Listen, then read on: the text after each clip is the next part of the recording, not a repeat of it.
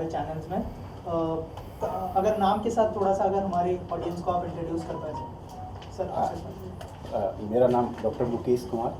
I am director of steel research and technology mission of India, which has been formed for the first time in the country, which took pursue collaborative research in the field of iron and steel. मैं Hinesh Doshi, chartered accountant, past president of the Chamber of Tax Consultants. I'm Ramesh Chandra. I'm Commissioner GST Audit 2 at World Trade Center, Mumbai. I'm Rajiv Jaluta, Chairman Mumbai Port Authority and Indian Port Association. Sir नमस्कार, I am Sameer Patil, I am the chief business officer BSE. Right. Sir सबसे पहले आपसे जानना चाहूँगा, आज जो है jury meet है सर, इंडियन स्टील इंडस्ट्री के लिए ये अवार्ड कितना मायने रखता है, अगर थोड़ा सा अगर उस बारे में बताएं सर। देखिए, इंडियन स्टील इंडस्ट्री जो है एक, यदि हम दूसरी कंट्री के मुकाबले में देखा जाए तो काफ़ी चैलेंजिंग है, क्योंकि जिस तरह की जो रिसोर्सेज और चीज़ें हैं जो दूसरी कंट्रीज में अवेलेबल हैं, वो उस तरह की चीज़ें हमारे यहाँ नहीं हैं अवेलेबल है। और हमको मेनली जो है एक कोल बेस स्टील बेसिस के ऊपर आगे बढ़ना होता है, तो उसके हमारे पास बहुत ज़्यादा चैलेंजेस आते हैं, सस्टेनेबिलिटी इश्यूज़ आते हैं, जो इंपोर्ट वगैरह है, हमारे इंपोर्ट्स वगैरह के ऊपर काफ़ी रॉ मटेरियल के ऊपर डिपेंडेंसी हमारी रहती है। तो ऐसे एनवायरनमेंट के अंदर स्टील इंडस्ट्री को सर्वाइव करना, अपना एक सस्टेनेबिलिटी फ्रेमवर्क बना के रखना, और जो वर्ल्ड की जो एक्सपेक्टेशन है कि regarding environment and other things, उन सबको मीट आउट करते हुए अपनी प्रॉफिटेबिलिटी और अपने मार्जिन को, ग्लोबल कम्पिटिटिवनेस को बना के रखना, वो एक बहुत बड़ा चैलेंज है।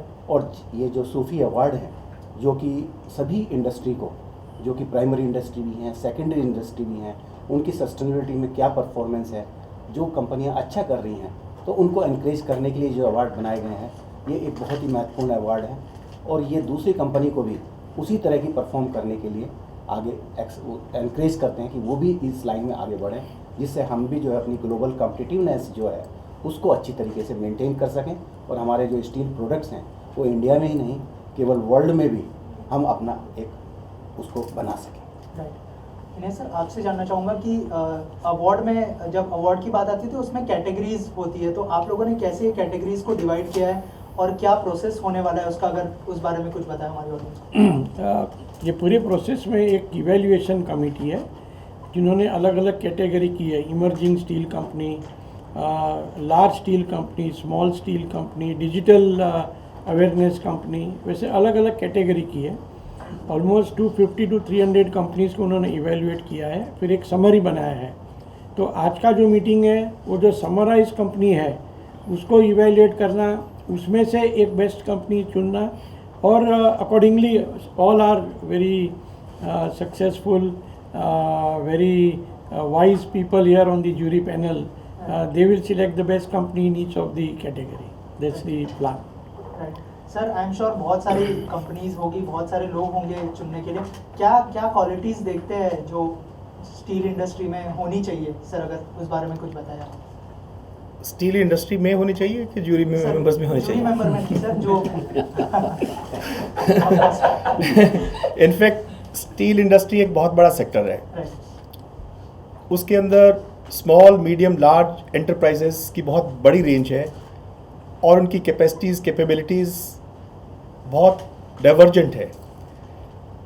तो सूफी का एक ऑब्जेक्टिव रहता है कि वो हर कैटेगरी की जो यूनिट है, जो मैन्युफैक्चरर है, जो ट्रेडर है, उसको उस तरीके से सिलेक्ट करें जो कि उसकी टर्नओवर, उसकी टाइप ऑफ प्रोडक्ट्स, उसकी इंपोर्ट, उसकी कंजम्पशन, उसका कस्टमर बेस और उसकी क्रेडिबिलिटी, उसके फाइनेंशियल्स और उसकी फाइनेंशियल इंटीग्रिटी, इन सभी और उसकी पब्लिक परसेप्शन, इन सभी चीज़ों को मद्देनज़र रखते हुए हर एक की वेटेज होती है, और उसके बाद में एक कंपोजिट वे में एक स्केल के ऊपर उसको मेजर करें।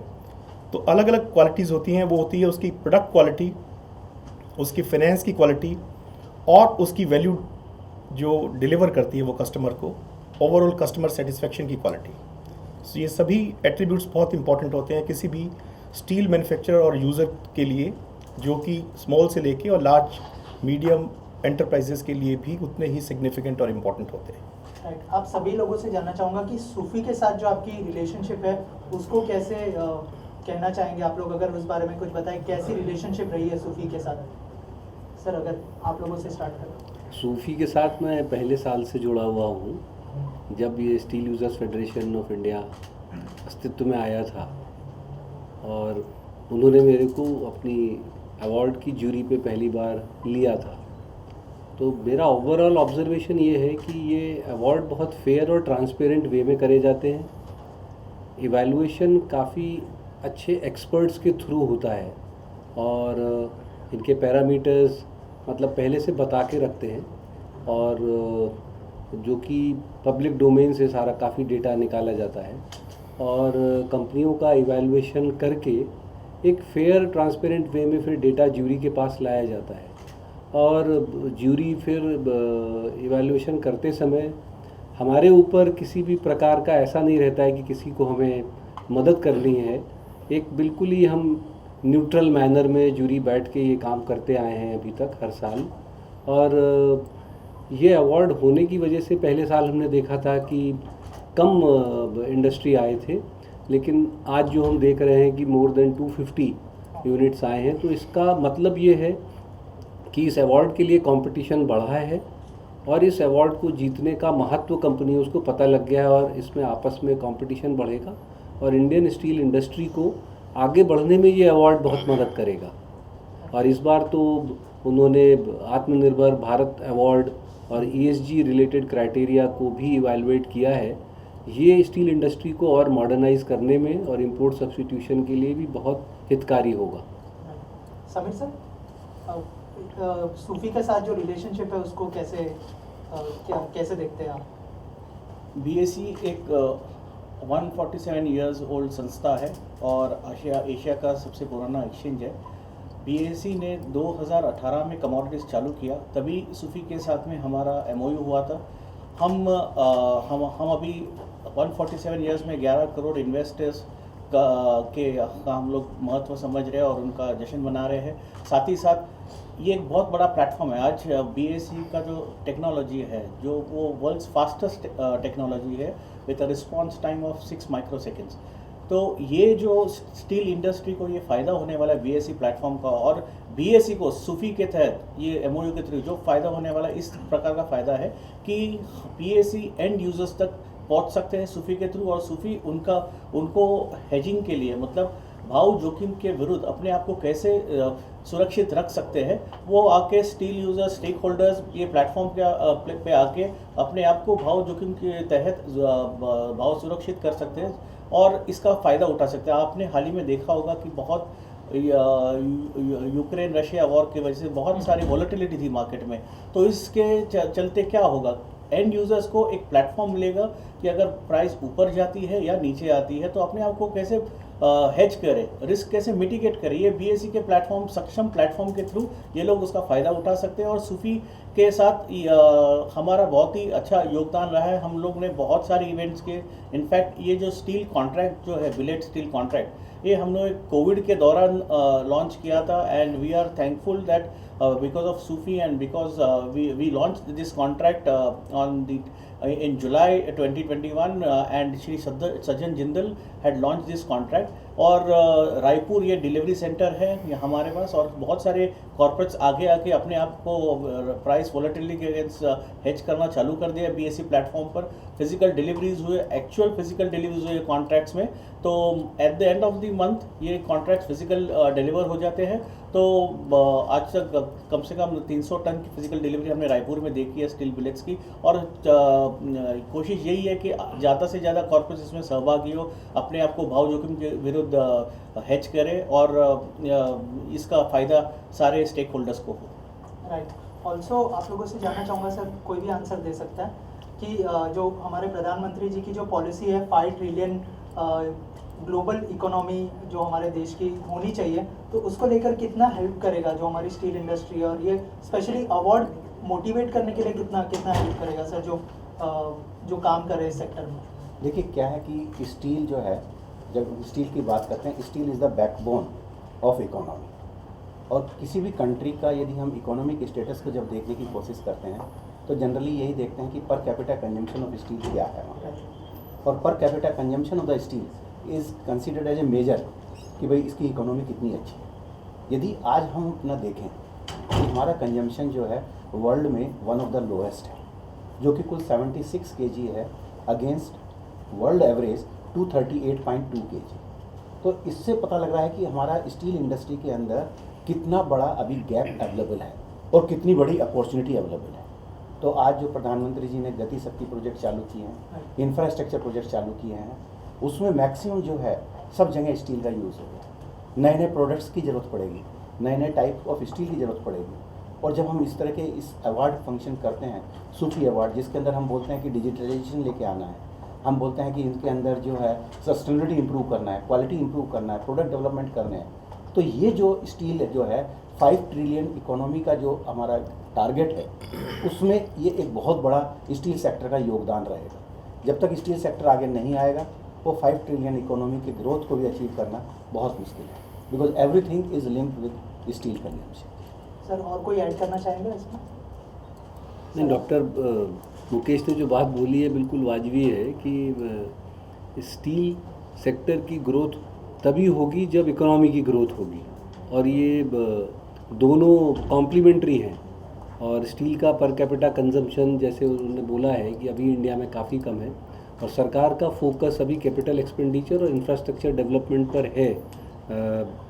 और इससे उम्मीद ये है कि स्टील इंडस्ट्री इंडिया की बहुत आगे बढ़ने वाली है, और इस तरीके के अवार्ड्स जो हैं वो इस स्टील इंडस्ट्री की ग्रोथ में पूरी तरह से मदद करेंगे। और 5 ट्रिलियन इकॉनमी का जो हमारे प्रधानमंत्री जी का सपना है वो जल्दी से जल्दी पूरा होगा, और उसमें स्टील इंडस्ट्री काफ़ी बड़ा सहयोग देने वाली है। राइट सर, क्या मैसेज देना चाहेंगे जो स्टील इंडस्ट्री अब तक जुड़ी नहीं है और आगे जुड़ने वाली है? मुझे लगता है बहुत सारे लोग जुड़ेंगे, तो उनके लिए क्या मैसेज होगा आप लोगों की तरफ से?